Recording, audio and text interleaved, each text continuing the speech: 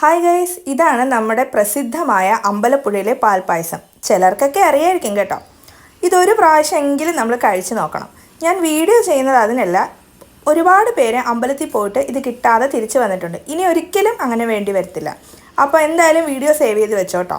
ശരിക്കും നമ്മൾ ഒരാഴ്ച മുന്നെയാണ് നമ്മളിത് ബുക്ക് ചെയ്യുന്നത്. എന്നാലേ നമുക്ക് അടുത്ത ആഴ്ച നമുക്ക് പായസം കിട്ടത്തുള്ളൂ.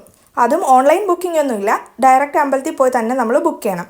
ഇനി അങ്ങനെ ചെയ്യാതെ കിട്ടാനുള്ള വഴിയാണ് കേട്ടോ ഇത്. രാവിലെ തൊട്ട് അവിടെ ഭയങ്കര ക്യൂ ആയിരിക്കും. ഫസ്റ്റ് ബാച്ചിൽ 70 പേർക്കുള്ള ടിക്കറ്റ് കൊടുക്കും.